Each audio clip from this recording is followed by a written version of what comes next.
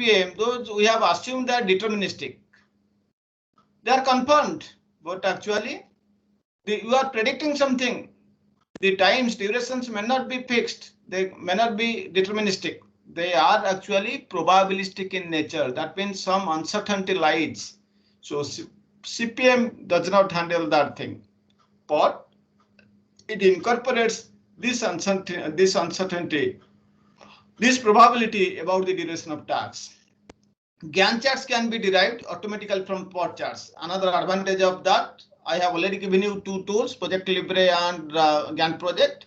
If you are using these tools, Gantt project, then what you can do, or even from the Libre project, if you have drawn the POT charts, from that you can automatically derive the Gantt charts. Just like if you have known RSA, the tool rational rows or RSA, you have known two UML diagrams. One is sequence diagram, another is collaboration diagram. The beauty of RSA is that if you have drawn the sequence diagram, you can automatically generate the collaboration diagram from that. Similarly, if you can draw the collaboration diagram from the collaboration diagram, you can easily derive the sequence diagram. Those are automatic. Similarly, if you have drawn the class diagram, you can automatically generate the skeletal code from the class diagram. These automatic features are there in RSA. So similarly, from the POT charts, you can easily derive the Gantt charts. The Gantt chart representation of schedule is helpful in which way? How Gantt chart is helpful to you? Gantt chart representation of a schedule is helpful in planning the utilization of the resources, how the resources can be managed, when you will allocate which resource to which tasks. So the utilization of resources, for making the planning of the utilization of resources, Gantt chart is very much useful. What is the use of POT? While POT chart is more useful for monitoring the timely progress of activities. Okay, how you can monitor the timely progress of the different activities, for that Gantt chart is not suitable. For that POT chart is suitable. Okay, so you can use Gantt chart for planning the utilization of the resources, whereas you can use POT chart for monitoring the timely progress of the different activities. You know, the activity durations computed using an activity network are only estimated duration. That while we have developed the activity networks, we have represented different activity tasks. The durations of the activities or the tasks we have also mentioned there. These the activity durations which are computed using an activity network, they are only estimated duration. They are not what you can say final. It is therefore not possible to estimate the worst case or the best case estimations using an activity diagram. Since these activity durations computed by using an activity diagram, they are only estimated durations. So it is not possible. It is therefore not possible to estimate the worst case or the pessimistic estimate durations. Similarly, and the best case or of the optimistic durations, these estimations cannot be possible to find out to estimate using an activity diagram. Since the actual durations, they might vary from the estimated durations, isn't it? The actual durations, they can vary from where? From the estimated durations, because something is actual, but this is you are estimating. Since the actual durations might vary from the estimated durations, so the utility of the activity network diagrams are very much limited. Okay, so since the may vary from the estimated durations, so the utility of these activity network diagrams, which are already discussed in the previous classes, they are limited. The CPM can be used to determine the duration of a project, but it does not provide any indication of the probability of meeting that schedule. How you can use CPM? You can use CPM to estimate the duration of the whole project or some of the activities, but the CPM method, it cannot provide any indication of the probability of meeting that schedule. You have finalized that your project will be completed within 15 months. But what is the probability that your project will be completed within 15 months or 14 months or 16 months? That idea you cannot get from CPM. It is only an estimation. It does not say anything about the probability of whether meeting that schedule. What is the probability of meeting that schedule? Whether it is at all possible to complete the project by the estimated duration, or it will take more days, or it will take less days. So this probability you cannot get from CPM. So POR charts are a more sophisticated form of activity chart. Okay, activity diagram already we have seen. So you can say that they are a more sophisticated form of activity chart. The project managers know that there is considerable uncertainty about how much time a task would exactly take to complete. Because the project managers are senior persons, they are experienced persons. They know that there is some considerable uncertainty, there is some risk, there is some probability. Okay, there is some considerable uncertainty about how much time a task would exactly take to complete. You might have estimated this task will take 10 days, but by this time some employee may leave. Your resource, your printer or computer, the resources are not available, so it will be delayed. So the project managers, from their experience, they know that there is some amount of uncertainty. There is some amount of uncertainty about how much time a task would exactly take to complete, how much it may be delayed, or if you have already estimated that it will take 15 days, but you are having competent staff members, resources are already available beforehand. So it will take less than 15 days, maybe 1 week before it can finish. So these things the project managers, they know from their experience. The duration assigned to the tasks by the project manager are after all only estimates. Please remember, whatever the durations the project manager is assigning to the different tasks or the activities, they are only what? They are estimates. You are estimating that. You are thinking that these tasks will take 15 days. The actual tasks might differ, might take more than those stipulated date, or may take less time. So that's why the duration assigned to the tasks by the project manager, they are after all only what? They are estimates. They may take more time or less time.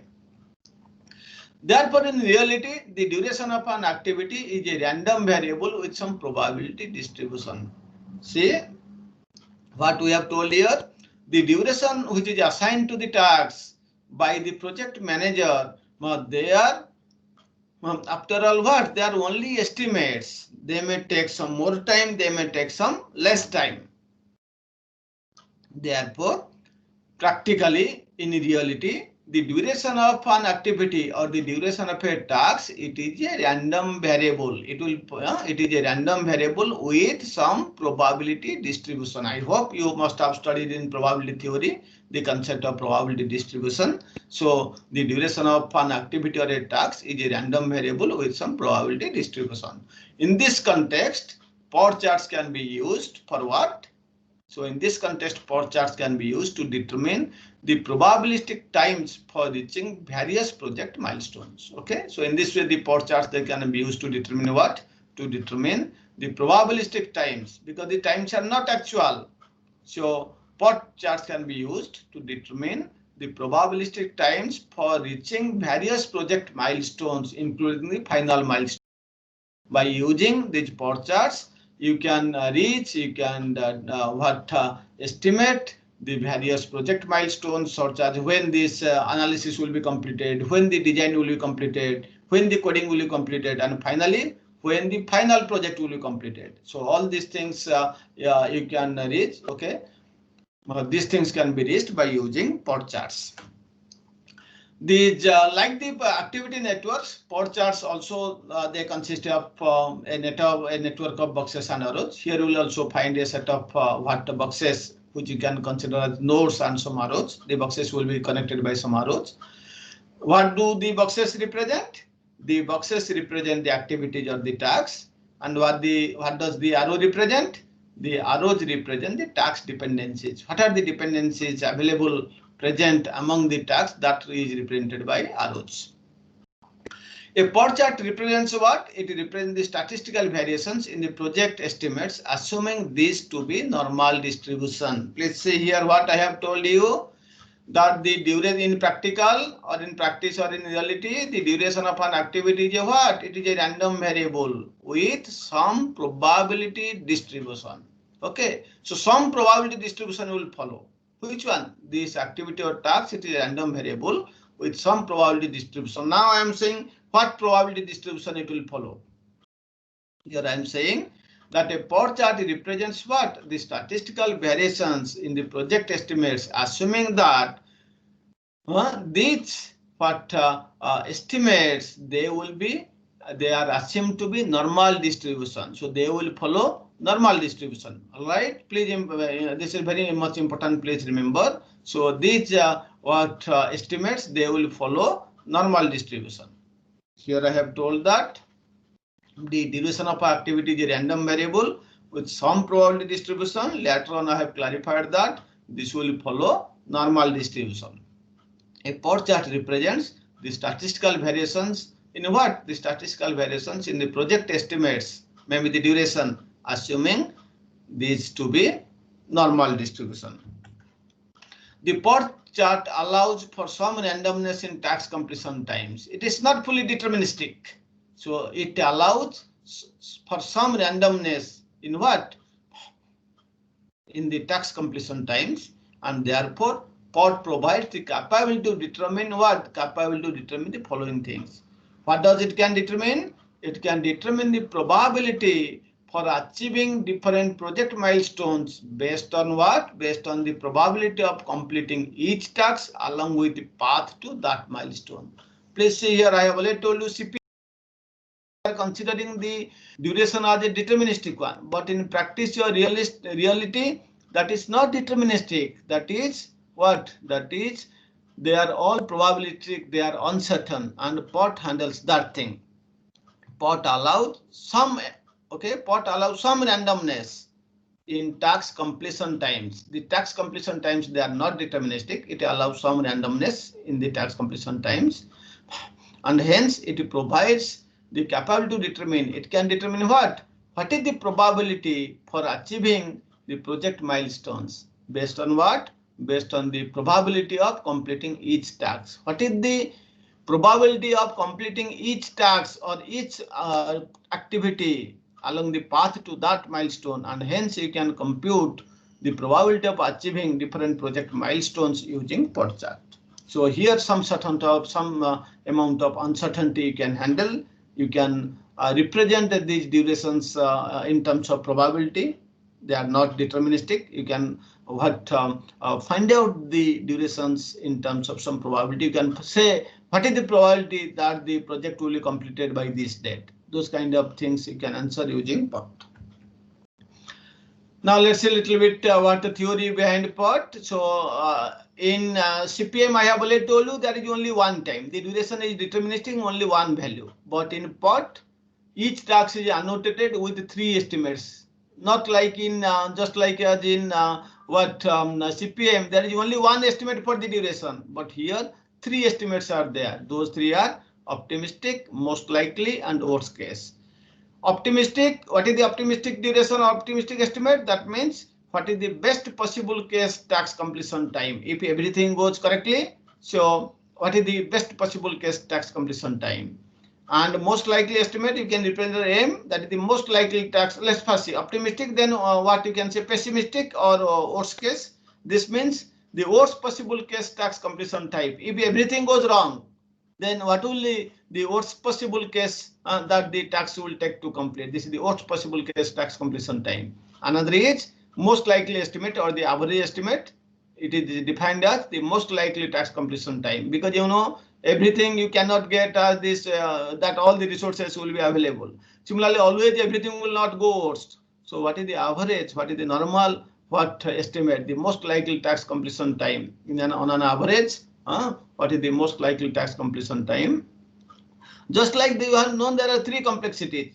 What pessimistic complexity or the best case complexity, worst case complexity, and the average complexity. So similarly here you will see 3 estimates for the duration are associated with the task. That is optimistic, that is the best possible case task completion time, and the worst case or the pessimistic time, where this represents the worst case possible case task completion time. Another the average or the most likely estimate, this represents the most likely task completion time. So now instead of using only one estimate, in POT we'll use what? 3 estimates for the duration. So these things already I have explained to you. The optimistic and worst case estimates, they represent what? The extreme conditions, the extremities of all possible scenarios of task completion. The most likely estimate is the completion time that has the highest probability. This is the average case. The 3 estimates are used to compute the expected value of the standard deviation. So these 3 estimates, O, W, M, optimistic, pessimistic, and most likely estimates. These 3 the three estimates, they are used to compute what? They are used to compute the expected value of the standard deviation. By using this, you can find out what will the expected value of the standard deviation. I hope you have known mean and standard deviation in your graduation career. Now let's see how we can find out the standard deviation. The entire distribution lies between minus 3 into estimates what? It is the standard deviation. And since I have already told you, the activities will follow normal distribution. The entire distribution, it lies between an interval. What is the interval? It is the interval in between m minus 3 into standard deviation divided and m plus 3 into standard deviation. So the range is given what? M minus 3 st to m plus 3 st, where st is the standard deviation. So standard deviation you can compute the standard deviation for a task can be given as the worst case value minus the optimistic value divided by 6. The mean estimated time, two important things you require: standard deviation and the mean. For standard deviation, the formula is W minus O by 6, and for estimation time, it is equal to O plus 4m plus W by 6, where O is the optimistic time, W is the worst case time, M is the most likely time. So O plus 4m plus 6 divided by 6. Okay, O plus 4m plus W divided by 6, it will give you the mean estimated time. And the standard deviation you can get just by using the formula W minus O by 6. Please remember these formulas. I will use in the further problems. Now, since all possible completion times between the minimum and maximum duration for every task has to be considered, there can be many critical paths. I have already told you earlier, there can be more than one critical path. Okay. Depending on what? Depending on the various permutations of the estimates for each task. For now, for each task, how many values are there? 3 estimates, O, W, and M. So there can be many critical paths depending on the various permutations of the estimates for each task. Since all possible completion times, they lie in between the minimum and the maximum duration for each task that has to be considered. There can be many critical paths depending on the various combinations, the various permutations of the estimates for each task. Okay, so you see that you now range the minimum duration and the maximum duration, and since there can be now there can be many critical paths. Okay, so now there can be many critical paths depending on what? Depending on various permutations of the estimates for each task. And if there will be many criticals, what will much difficult to analyze. So the presence of so many critical paths will make the critical path analysis in POR charts very complex, very difficult. This is a simple diagram I have taken. This is our previous MIS diagram that we have solved for CPM. So you please see the middle values are the most likely values. In our previous example CPM, we have taken the middle values. That means the most likely values or the average values. Please see, we have taken for specification 15 days, design database 45 days, code database 105 days, integration test 120 days, design UI 30 days, code UI 45 days, write user manual 60 days, like this. Please recall our previous discussion. We have taken only one duration for the CPM because these are deterministic. Now we say that in practice, these durations are not deterministic. Some uncertainty lies, some probability lies. How to find out? So that's why instead of taking only one value, we take 3 values. In the CPM case, we have only considered the most likely case. Now in the POR case, we are considering 3 estimates: the best case estimate, the worst case estimate, and the most likely case estimate. Okay. For example, for specification, if everything goes correctly, the best case is 20. It will be finished by 12 days. If everything goes worst case bad, then it may be completed by 20 days. And what is the case, or what is the most likely possibility that the specification phase will be completed? That is, it is expected that most likely the specification phase will be completed by 15 days. Similarly, For design database, the best case estimate is 40 days, worst case estimate is 60 days, and the most likely case is 45 days. Like that, you can see for every page or for every activity or for every task, 3 estimates are given: best case, worst case, and most likely case. Okay, this is how you can represent PERT. This is how you can represent the various activities or charts, the various activity or tasks in PERT by using 3 estimates. One for best case, one for worst case, and one for most likely case estimate. Okay. This PERT was developed initially to take account of the uncertainty surrounding estimates of task duration. So, in order to handle the uncertainty, PERT chart was developed. It was developed in an environment of expensive, high risk, and state-of-the-art projects, not that dissimilar to many of today's large software projects. So when it was developed in an environment of very much expensive, high risk, and state-of-the-art projects. It's very much expensive and high amount of risk is there, and the state-of-the-art projects are also similar in nature. So at that times it was developed like this. It means this PERT was developed in an environment of expensive, high risk, and state-of-the-art projects. It is not that dissimilar, so we can say that it is very much similar to the many of today's large software projects. So just this year you can see in different books you will get different notations. There's another book I have taken where the concepts are same, only there's a slight difference in the the notations, the terms they have used.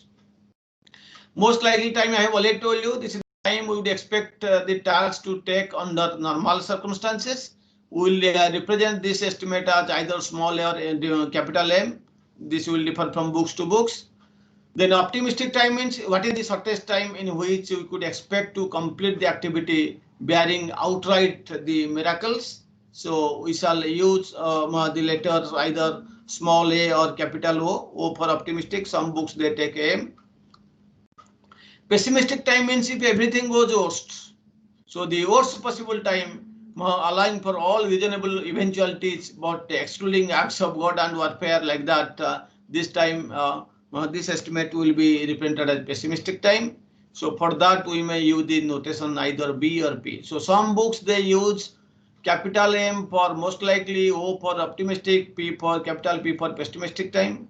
Some books they use small m for most likely, A for optimistic, B for pessimistic time. So don't confuse. So whatever notations are in some other books, some other word symbols might they have taken, please proceed accordingly.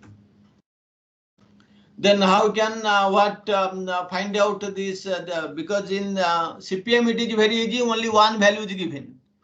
But in here I have already told you 3 values, 3 estimates. Best case, worst case, and most likely case. Then how I can get only one value for the estimate? So PERT then you combine these 3 estimates to form a single expected duration TE. I require only one duration. So how it computes this TE, or in some books you will see T using the formula T is equal to A plus 4M by T plus B by 6. Just like now I have already told the mean, how we are computing mean. Yes. The mean estimated time is how much? O plus 4M plus W by 6. In some books I have already told, they have taken A in place of O, B in place of W, small m in place of capital M. So this is the mean estimated time. So the same formula I have used here. So that will give you the single expected duration, that is the mean duration, or yes, that is known as the mean estimated time. Okay, so here the PERT then combines these 3 estimates to form a single expected duration. We can see some books they use the notation TE or ET, and this single expected duration can be found as T is equal to A plus 4M plus B divided by 6. And as I have already told you, some of the books they are using T in place of ET, A in place of O, M in place of capital M, B in place of capital P. The expected durations are used to what? The expected durations are used to carry out a forward pass through a network using the same method as the CPM technique. Please see, in the CPM method, we are using 2 passes, forward pass and backward pass. In forward pass, what we are calculating? The earliest start time and earliest finish time. In backward pass, what we are calculating? Latest start time and latest finish time. So the expected durations are used to what? To carry out a forward pass through a network using the same method as the CPM technique. All right. So here the this duration T, it will be used for what? To find out or to perform a forward pass. The expected durations are used to carry out a forward pass through a network using the same method as the CPM technique does. In this case, however, the calculated event dates are not the earliest possible dates, but the dates by which we expect to achieve those events. Please mark the difference between CPM and POT. In this case, that means in POT, however, the calculated event dates, they are not the earliest possible dates as we are getting in CPM. Okay, so here, however, the calculated event dates, they are not the earliest possible dates as we are getting in CPM, but they represent the dates by which we expect to achieve those events. So this is the one of the difference with respect to dates. These are the differences, or this is one of the most important difference with respect to the date between CPM and POT. Now let's quickly have a thing. We'll see what is the labeling convention. I have already told you the labeling convention in CPM. So in POT, the labeling convention is as follows. The node is divided into 4 quadrants. First quadrant is the event number you have to write. Second quadrant, we have to write what is the target date. Then third quadrant, you have to write what is the expected date. And fourth quadrant, you have to write what is the standard deviation. For the standard deviation, I have already given you the formula, W minus O by 6. So worst case time minus what the best case time divided by 6. Okay, something we have given. So activity, isn't it? I think it is W minus O by 6. Just check, I have forgotten. Yes, the standard deviation for a task is W minus O by 6. So that we have to follow. So now let's see, why do you compute the standard deviations? The activity standard deviations, what are the usefulness? This is a quantitative measure of the degree of uncertainty of an activity duration estimate. Okay, so this activity standard deviation, why we are calculating this? A quantitative measure of the degree of uncertainty of an activity duration estimate may be obtained how? By calculating the standard deviation of an activity time using the following formula. Okay, so why it is important to calculate the standard deviation? A quantitative measure of the degree of uncertainty. How much this is uncertain? A quantitative measure of the degree of uncertainty of a task or of an activity duration estimate may be obtained how? By calculating the standard deviation of an activity time using what? Using the following formula. S is equal to B minus A by 6, or if you use the earlier notation, B stands for W and A stands for O. That is the B means W, that is worst case time. A means this O, that means optimistic time, divided by 6. In this way, you can compute the standard deviation. The activity standard deviation is proportional to the difference between the optimistic and the pessimistic estimates, isn't it? In that you can find out the activity standard deviation S, it is proportional to the difference between the optimistic and the pessimistic estimates, and hence it can be used as a ranking measure of the degree of uncertainty of risk for each activity. For each activity, find out the standard deviation. This can be used as a ranking measure of what? Ranking measure of the degree of uncertainty of the risks for each activity, that you can find out by computing the standard deviation. So there's a simple example. This example already we have taken in the last class, isn't it? This example we have already taken in the last class, where there are 8 activities. These are the activity names. Same example I am saying. This example we have solved for CPM. Now this example you can solve for what? This POT. So if these are the activity label, these are the activity names. three values will be given to you. This table will be given to you. What are the optimistic values? What are the most likely values? What are the pessimistic values? And what are the precedents? Like say, I have already told you C is dependent on A. That means after A is completed, isn't it? The precedent is A. That means after A is completed, C will be completed, started.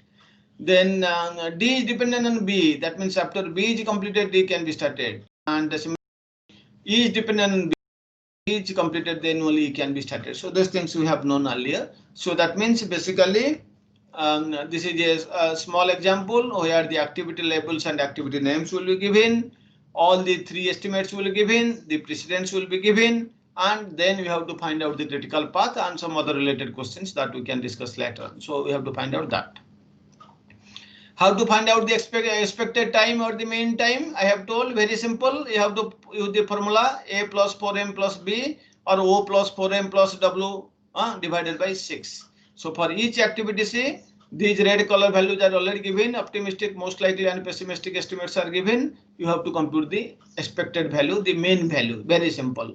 A plus 4M by B. Here A is equal to 5 plus 4 into 6. That is M is 6, 4 into 6.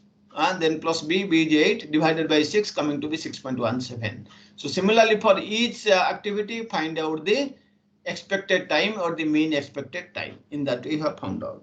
Then what you have to do? You have to find the standard deviation. How you can compute the standard deviation? Again, it is very simple.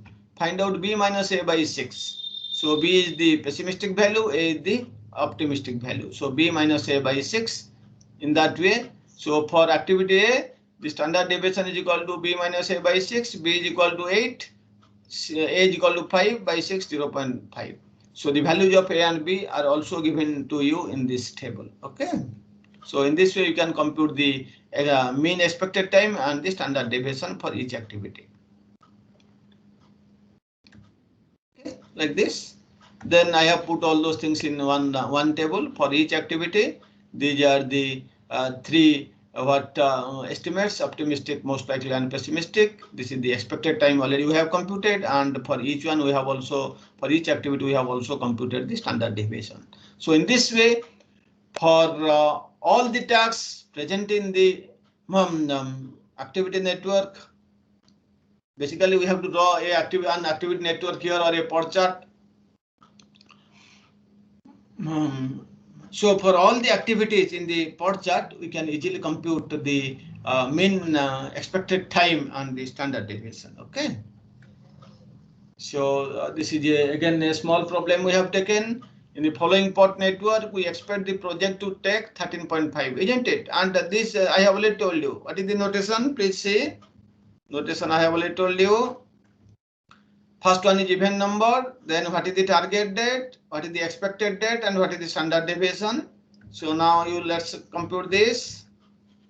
You can say this is the event number 1. Then start date is what is the this is the main date. So what is the main date for this activity A if you will take? Activity A, the standard deviation is the expected time is how much? Mean time is 6.17. So here we have written T is equal 6.17, and now this is this what mean date. So that means it will be start. I have already told you why we are using these standard deviation or this mean time. Somewhere I have already told you here. You see that this is used for the forward pass. I have told somewhere else. Just see. Forgotten, just see why. Just 1 second.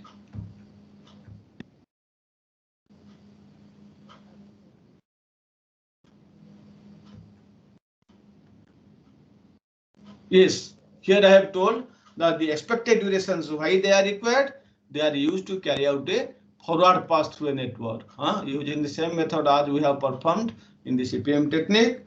So similarly here, we have computed this estimated times, the expected time it is computed, the standard deviation is computed. So this expected time it will be used to mark the forward difference, the forward pass. So for activity A, what is the expected time? 6.117. That means activity A will be started what? It is event 1. It will be started from 0. And what date it will be computed? What is the expected average? What is the mean expected days? It will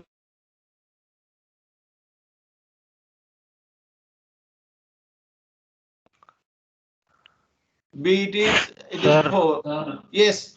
Yes, please. you are Yes. Any not doubt? audible in mid.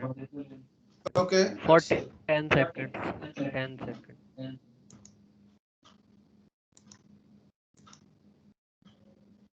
Oh, some bad network quality. No, sir, you are audible. I think the listener side is maybe bad network.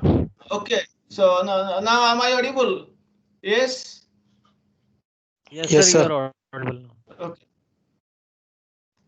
See, this is simple mathematics we are doing now. So this expected time, because see, the problem is that in CPM only one value we are easily performing the forward pass and the backward pass. But in port chart there are 3 values. I cannot take 3 values to perform the backward traversal and the forward traversal. That's why we are finding out the mean value.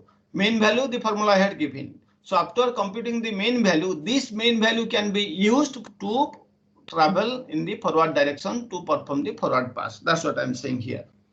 So here, as I have already told you, this is the event number 1, and this is the what you can say the main date for A. It will be started what on 0th date, and it will be finished. The mean value we have already shown 6.17. For B it is 4. So again it will start at 0 and time is 4. So it will take the expected date will be 4. And for F it is, you can see F it is 10.5. So that we have taken 10.5. So starting is 0 and it will take 10.5. So similarly you find out the what the expected dates for the other activities. The same strategy, the same method as you have followed in CPM may be obtained to get the expected dates. Similar condition, that means if there are 2 paths, you have to take the maximum of them while you are moving the forward pass. So the same rule you can apply here. So if you will apply this thing this way, you will get this is the final value that we expect that the project will take how many days? 13.5. You take the maximum length, you can see it will be 13.5. I think this will be the highest path. 1 to 5 it is 10.5. Then that is F, and for 5 to 6 that is for G it is 3. So 10.5 plus 3 that is 13.5. This is the maximum path. So this will be the critical path. So the network is obtained. So the network obtained after the forward pass is given by this. Where these columns will represent what? I already told you these columns will represent what? The expected date. Okay. So the expected date we have got. This is the network diagram you will get after the forward pass. Okay. So the project is expected to take 13.5 weeks to be completed. Now the likelihood of meeting the targets, how you can meet the targets. The main advantage of POR technique is that it provides a method for estimating the probability of meeting or missing the target dates. If you can, this important advantage of POR over this CPM is that it can be used for estimating what is the probability of meeting or missing the target dates. Okay. It can be used for estimating the probability of either meeting or missing the target dates. There might be only a single target date, the project completion, but we might wish to set additional intermediate targets. You can have only one single target date, that is when the whole project will be completed, but it is possible that we might wish to set additional intermediate targets. That means in between the intermediate tasks, when they will be completed, you can set some targets for that. Those things are possible in POR charts. In other words, you can say that the likelihood of meeting the target dates can be easily found out using POR. Okay, so then we'll take this example. I think it is time today. We can stop here, and this requires a little bit further clarification. So that we'll take up in the next class. How to find out the likelihood of the meeting the tasks. that we'll discuss in somewhat in the next classes. Okay. So any doubt, please tell now. Because you have to understand properly. This will be required for understanding the next class. So now today we have solved almost 50%. Now how we can know whether a project can be finished within the target date or not, or how much days it will take more, or how much days or duration it can be finished with before that. That means how much time it can take less than the stipulated time than the target date. Those things you can easily find out. You can easily find out the likelihood of meeting various targets that you can see later on. Okay, so this thing we'll see in the next class. Any doubt? Please have a read into this. This I have taken from both Rajiv Moll's book and that software project management book. Please have a look into this. Very much important.